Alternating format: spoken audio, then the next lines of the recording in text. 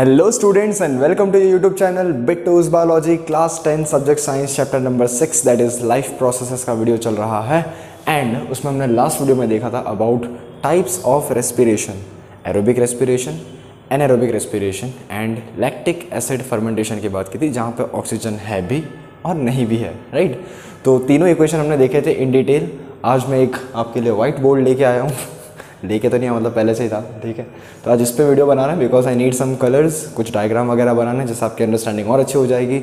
सो उससे याद आया कि आज का टॉपिक क्या है। So today's topic is this breathing mechanism of humans as well as plants, यानी ब्रीथिंग एंड रेस्पिरेशन दोनों एक दूसरे से कैसे एसोसिएटेड हैं, कैसे लिंक्ड हैं, ये हमें चेक करना है। Before checking that out, if you haven't subscribe my channel yet तो प्लीज़ जाइए सब्सक्राइब कीजिए, बिकॉज अगर आप सपोर्ट करेंगे खूब तो मैं पढ़ाते रहूँगा on YouTube. Let's get started with breathing mechanism. Okay students, so here I have drawn a clear cut diagram of human respiratory system। अब आप बोलेंगे सर 3 वीडियो से हम लोग सिर्फ रेस्पिरेशन की ही बात कर रहे हैं, तो बेटे वो इंपॉर्टेंट है इसीलिए है ना। देखिए आज का हमारा वीडियो आई डेफिनेटली नो कि ब्रीथिंग के ऊपर है कि breathing and exchange of gases कैसे हो रहा है, बट उसके लिए आपको रेस्पिरेशन वाला मॉडल देखना बहुत बहुत ज़रूरी है।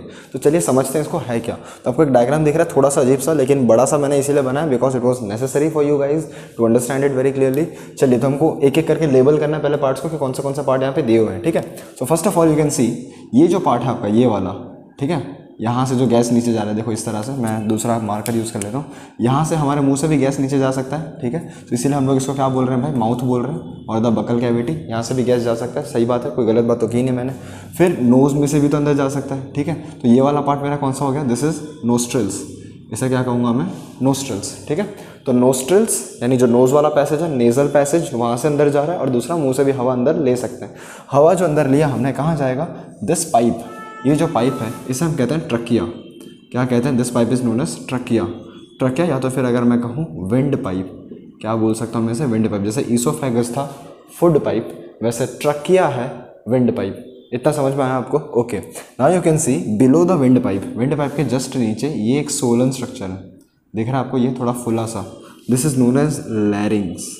इसे क्या कहते हैं, लैरिंग्स, LARYNX, लैरिंग्स। लैरिंग्स बोले तो वॉइस बॉक्स, यानी हमारी जो भी आवाज़ निकलती है अभी जैसे मैं बोल रहा हूँ, ठीक है, these are the result of vibrations.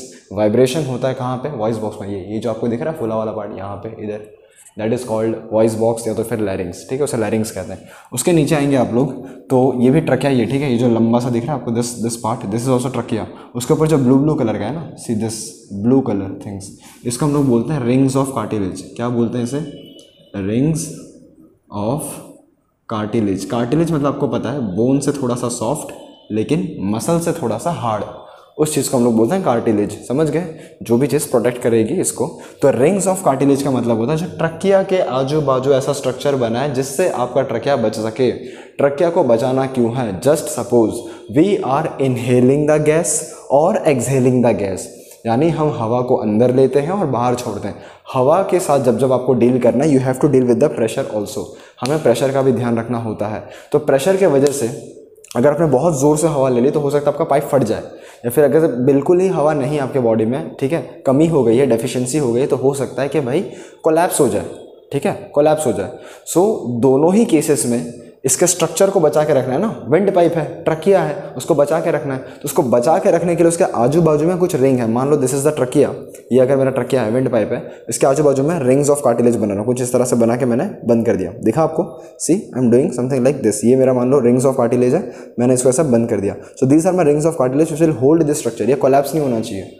अब आ रही है बात समझ में। सो जो रिंग्स ऑफ कार्टिलेज है this will protect the trachea, ठीक है। तो प्रोटेक्शन दे रहे हैं पूरी तरह से, यहाँ पे भी होंगे, यहाँ पे भी, हर जगह।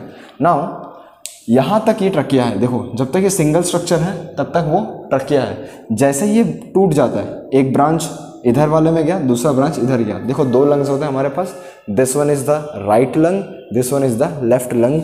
लिख देते हैं, ये हमारा कौन सा पार्ट है, this is the right lungs, ये क्या है, राइट लंग, और ये है हमारा लेफ्ट लंग, ठीक है। तुम लिख लेना, समझ जाना, मतलब ये राइट लंग है, वो लेफ्ट लंग है, ठीक है। मैं यहाँ लिख दे रहा हूँ, चलो, left lung, right.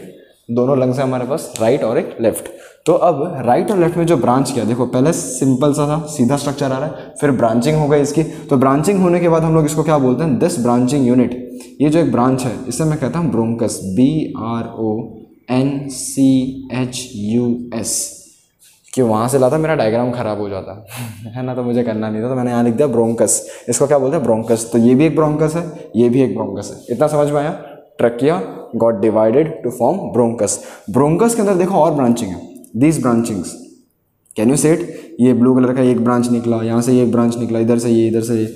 All this single unit are known as bronchioles.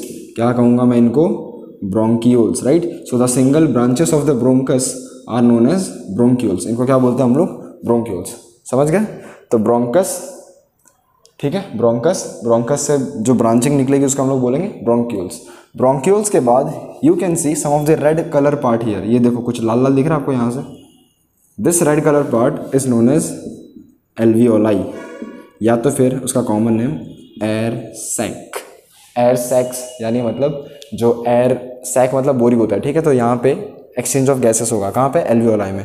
So now you have the readymade diagram. आपको दिख रहा है माउथ या नेजल कैविटी से हवा अंदर आती है। ट्रकिया जो आपका विंड पाइप है वहाँ से हवा डिस्ट्रीब्यूट होता है, मतलब वहाँ उसके थ्रू जाता है, ब्रोंकस में जाके डिस्ट्रीब्यूट हो जाएगा। एक ब्रोंकस घुसेगा राइट लंग्स में, दूसरा ब्रोंकस घुसेगा लेफ्ट लंग्स में। As simple as that. Bronchus का फर्दर ब्रांचिंग है ब्रोंकियोल्स। ब्रोंकस का फर्दर ब्रांचिंग क्या है, ब्रोंकियोल्स। ये ब्रोंकियोल है, ये भी ब्रोंकियोल है, ये भी ब्रोंकियोल है, सारे के सारे क्या है, ब्रोंकियोल्स। सेम विद दैट, ठीक है, उधर भी सेम ही है, कुछ अलग नहीं हो रहा। तो ब्रोंकियोल्स है। ब्रोंकियोल्स के ऊपर है एल्वियोलाई। एल्वियोलाई मतलब ये जो रेड कलर के पार्ट है, बलून लाइक स्ट्रक्चर, ठीक है। तो alveoli are the site of exchange of gas. Exchange of gas का मतलब O2 इज एब्जॉर्ब्ड, क्या हो रहा है, O2 is absorbed and CO2 is exhaled. CO2 जो है हमारे बॉडी से बाहर चले जाता है। समझ में आया। O2 हम लोग अंदर रख लेते हैं, CO2 हम लोग बाहर छोड़ देते हैं। इतना समझ में आया, क्लियर है इतना, okay. So I hope you have understood the diagram very well. अब देखो ये जो मैंने लाल कलर का पट्टा बनाया, ठीक है, this whole red colour sheet, ये पूरा दिख रहा है आपको लाल कलर का, this is known as diaphragm. इसे मैं क्या कहता हूँ, ये जो लाल कलर की पट्टी, इसे हम लोग बोलते हैं डायफ्राम। अब डायफ्राम का ही रोल तुमको समझाना था ब्रीथिंग मैकेनिज्म में। देखो अगर मैं ब्रीथिंग का फॉर्मूला लिखूँ, if I am about to write breathing, breathing is equal to inhalation plus exhalation. बोले तो एक बार ब्रीथ करने का मतलब होता है वन टाइम आपने पूरा का पूरा हवा इनहेल किया और वन टाइम आपने पूरा का पूरा हवा एक्सहेल किया। समझ में आया। एक बार जो आप सांस अंदर लेते हो और जो सांस बाहर छोड़ते हो, दोनों को मिला के हम लोग ब्रीथिंग प्रोसेस बोलते हैं। यानी ब्रीथिंग में सिर्फ इनहेलेशन या एक्सहेलेशन नहीं, दोनों। वन ब्रीथ, इनहेल, एक्सहेल, ये वन ब्रीथ हुआ, एक ब्रीथिंग साइकिल हुई, ठीक है। तो एक मिनट में एक इंसान लगभग 17 से 18 बार ब्रीथिंग कर लेता है। 1 मिनट में कितना, 17 to 18, या तो कुछ लोग मतलब कुछ बुक में 16 भी दिया, 13 भी दिया, चलो 13 to 18 ले लेते हैं, कुछ भी है, मैक्सिमम 18 है तो मेरे को मालूम है। 13 to 18 टाइम्स तो हम लोग ब्रीथ कर ही लेते हैं 1 मिनट में, ठीक है। हार्ट बीट के साथ इसको कनेक्ट नहीं करना है। This is the breathing mechanism. ये क्या है भैया, ब्रीथिंग मैकेनिज्म। तो ब्रीथिंग मैकेनिज्म में डायफ्राम का क्या इंपॉर्टेंट रोल है, तो डायफ्राम का मूवमेंट बड़ा पूछता है एग्जाम में, ठीक है। मैं आपको एक डायग्राम के द्वारा समझाता हूँ। सी, ये पहला केस ले लेते हैं, ये हमारा ट्रकिया है, ठीक है। ट्रकिया के बाद देखो लंग्स, मतलब आप पहले ट्रकिया की ब्रांचिंग बना लो, ये आपका ब्रांचिंग हो गया। उसके आजू बाजू आपको लंग्स बना लेना है। ये आपने बना लिया आपके लंग्स, ऐसे तो नहीं बनेंगे, मतलब थोड़ा सा अच्छा बना दें, राइट, समझ में आया उस टाइप से, ओके। ये भी थोड़ा गंदा ही बन गया, कोई बात नहीं, ये बन गया आपका लंग्स, ठीक है, दिख रहा है आपको, ओके। अब लंग्स को ना थोड़ा छोटा बनाना पड़ेगा, नहीं तो आपको डायफ्राम का तो मूवमेंट क्या ही समझ में आएगा, ठीक है। Just wait a minute, let me draw it properly, right. चलिए, ये आपका ट्रकिया है, ब्रांचिंग हो गई, बहुत बढ़िया। इसके आजू बनाना है अपने को लंग्स। ये एक लंग्स बन गया, दूसरा लंग, ठीक है, ओके। दूसरा केस भी देख लेते हैं, ये सेकंड केस है। यहाँ पे भी ब्रांचिंग हो गई, ट्रकिया आ गया और ये बन गया आपका दूसरा set of lungs. I know थोड़ा साइज में डिफर कर रहा है, अजीब सा लग रहा होगा आपको खाली यहाँ पे मैकेनिज्म समझना, दूसरा कुछ नहीं। See, first case is of inhalation, पहले आप क्या कर रहे हैं, inhale, and second case is of exhalation. अब दोनों में आपको डायफ्राम का मैकेनिज्म देखना है। डायफ्राम मतलब a muscular sheet which is present below the lungs, और we can say surrounding the lungs तो है, लेकिन बिलो वाले में इसका थोड़ा थिकनेस ज़्यादा है। है ना, थोड़ा इसका थिकनेस ज़्यादा हो जाता है। सो बिलो द लंग्स इसका इंपॉर्टेंस भी ज़्यादा हो जाता है। किसका? डायफ्राम का। और डायफ्राम ऐसा लेयर है जो आपके रेस्पिरेटरी सिस्टम को आपके डाइजेस्टिव सिस्टम से अलग रखता है। क्या है वो? It is a sheet which will separate your respiratory system from the digestive system, यानी इसके नीचे आपके पेट, स्मॉल इंटेस्टाइन, लिवर, पेनक्रियाज वो सब आता है, ठीक है। तो डायफ्राम वो जगह है। अब आपको समझना क्या था बच्चों, जब जब हम लोग इनहेल करते हैं, व्हेनेवर वी इनहेल, इनहेलेशन का मतलब क्या होता है? सांस अंदर लेना। जब जब आप सांस अंदर लोगे आपके थोरैसिक कैविटी यानी आपकी चेस्ट कैविटी का साइज इंक्रीज होगा। चेस्ट कैविटी कहाँ गई? ये जो खाली जगह है ना, ये सब ये पूरा, all this is what? Chest cavity, ठीक है। तो चेस्ट कैविटी या फिर थोरैसिक कैविटी जो ऊपर का, जहाँ पे आपका रिब केज होता है, ठीक है, रिब केज के अंदर ही लंग्स प्रोटेक्टेड है बड़े आराम से। तो रिब केज के अंदर का जो वॉल्यूम है, जो लंग्स है, वो फूलने लगेगा। लंग्स का वॉल्यूम क्या होगा? इंक्रीज। सिंपल सी बात है, आप सांस ले रहे हो, पेट फूलता है ना, एक्चुअली पेट नहीं फूलता है, लंग्स फूलते हैं, ठीक है। So the lungs will increase और we can say the size of lungs will increase, the volume will increase, so it will increase. ये जो इंक्रीज हो रहा है, जो फूल रहा है ना, तो इसके वजह से डायफ्राम का मूवमेंट क्या हो जाएगा? Diaphragm will be like this. Diaphragm नीचे की तरफ आ गया, ठीक है। आपको नीचे मतलब देखो ऐसा नीचे नहीं हो जाएगा, राइट, कुछ इस तरह से रहेगा। This is the position of diaphragm, that is downwards. समझ में आया? कौन से वर्ड्स? डाउनवर्ड्स। हम लोग लिख सकते हैं whenever we inhale the diaphragm will remain downwards. लेकिन जैसे ही हम एक्सहेल कर देते हैं, एक्सहेल मतलब सांस छोड़ देना, so the volume of lungs will decrease. देखो आप सांस लेते हो, लो सांस लिया, ऐसा लगा कि कुछ नीचे जा रहा है, फुल रहा है, that is your diaphragm going downwards. और फिर आप एक्सहेल कर दो, सांस छोड़ दो, पेट अंदर घुस गया, लग रहा है कुछ ऊपर आ रहा है, that is diaphragm moving upwards. तो यहाँ पे क्या हो जाएगा? डायफ्राम का शेप कुछ ऐसा हो जाने वाला है, ऊपर चला गया। देखो पहले फ्लैट था, ये जो डॉटेड लाइन बताया, पहले कुछ ऐसा था, अब कहाँ चला गया? अपवर्ड्स। तो diaphragm will move upwards whenever you will exhale। Understood? तो ये मैकेनिज्म मुझे आपको सिखाना था कि डायफ्राम का मूवमेंट जो है डाउनवर्ड्स होगा whenever you will inhale the air, और फिर उसका मूवमेंट अपवर्ड्स होगा whenever you will exhale the air। as simple as that, बस इतना ही है। अगर फिर भी आपको कन्फ्यूजन है तो एक और ट्रिक आपको बता ही देता हूँ मैं, ठीक है। यहाँ तक आ ही गए तो देखो, जब जब हम बलून को फुलाते हैं, कभी लेना बलून और ऐसा फुलाना, ठीक है, बलून फुलाना, वो नीचे की तरफ फूलेगा। आपने क्या किया? बलून के अंदर हवा भरी, मान लो कि बलून सांस ले रहा है, ठीक है, आपकी सांस उसके सांस से मिली तो उसे सांस आई है ना, गाना याद आया? सांस में तेरी सांस मिली तो मुझे सांस आई। ये बलून आपके साथ गाना गा रहा है अभी, ठीक है। तो आपने मान लो सांस भरी बलून के अंदर, तो बलून जो है स्वेल हो गया, पूरा फूल गया। बलून कहाँ जा रहा है? नीचे की तरफ, समझे? तो आपका लंग्स भी फूलेगा, तो उसके नीचे जो डायफ्राम होगा, दिस डायफ्राम, और we can say this diaphragm, ये भी नीचे की तरफ ही जाएगा ना, फ्लैट हो जाएगा। Understood? So that movement will cause the diaphragm to move downwards। Diaphragm अभी नीचे गया, क्यों? क्योंकि आपने एक्सहेल किया, ये आपका डायफ्राम था। नॉर्मल कंडीशन में डायफ्राम कुछ ऐसा है, आपने इनहेल कर लिया, हवा अंदर ली, तो ये धीरे धीरे धीरे धीरे ऐसा हो गया। पर ओवरऑल मूवमेंट क्या हुआ? डाउनवर्ड्स, तो नीचे गया। फिर आपने क्या किया? सांस छोड़ दी, एक्सहेल। तो जो आपका डायफ्राम ऐसा था, अब वो धीरे धीरे फिर से ऊपर हो जाएगा, क्योंकि अब तो हवा नहीं है। सोचो बलून से हवा निकालते तो धीरे धीरे धीरे छोटा होता है, तो नीचे का जो पार्ट तो धीरे धीरे ऊपर आने लगा, right. So that is known as the diaphragm will move upwards. Understood? Inhalation downwards, exhalation upwards. या तो एक और ट्रिक है इससे भी सिंपल, जब आप इनहेल करते हो हवा को, तो हवा अंदर जाती है नीचे के तरफ, बहुत ज़्यादा नीचे नहीं, सिर्फ लंग्स तक, ठीक है। तो लंग्स की तरफ जाती है नीचे की तरफ, सो दैट इज डाउनवर्ड्स। तो डायफ्राम भी downwards.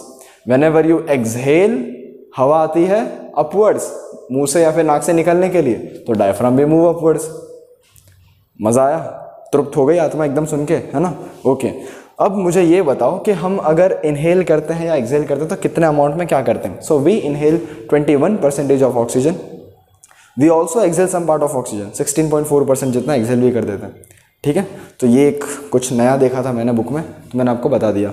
So overall this is how the breathing and exchange of gases takes place in humans. यहाँ पे जो एल्वियोलाई है ये O2 ट्रैप कर लेता है, ठीक है, और CO2 को छोड़ देता है, बाहर निकाल देता है, क्योंकि आपके O2 को ट्रांसपोर्ट कराने का काम है ब्लड का। ब्लड के अंदर होता है RBC, कहाँ लिखूँ? यहाँ लिख देता हूँ। ब्लड के अंदर होता है RBC, RBC के पास होता है हीमोग्लोबिन। क्या होता है? हीमोग्लोबिन। अब इस हीमोग्लोबिन के पास दो रास्ते हैं, या तो वो आपके ऑक्सीजन के साथ बाइंड होकर पूरे बॉडी में ऑक्सीजन पहुंचा दे, या तो फिर कार्बन डाइऑक्साइड के साथ बाइंड होकर ऑक्सीजन की ऐसी की तैसी कर दे। अगर ऑक्सीजन आपके बॉडी में कम हो तो you will die. That is the reason we have to exhale CO2। CO2 को निकालने की ज़रूरत ही यही है, क्योंकि अगर CO2 हमारे बॉडी में रह गया तो हमारा हीमोग्लोबिन तो CO2 के साथ साथ निभाना साथिया कर देगा है ना, वही तो नहीं करना है, ठीक है। So we have to make sure that we exhale CO2 as it is toxic for our body. वो क्या है, हमारे बॉडी के लिए टॉक्सिक है, इसलिए हमको CO2 निकाल देना पड़ता है। सिर्फ और सिर्फ O2 यानी कि ऑक्सीजन हम बॉडी में रखते हैं। Understood? So I think the breathing and exchange of gases is clear to you guys. Breathing और respiration एक दूसरे के साथ linked कैसे हैं ये मैं आपको बताता चलूँ।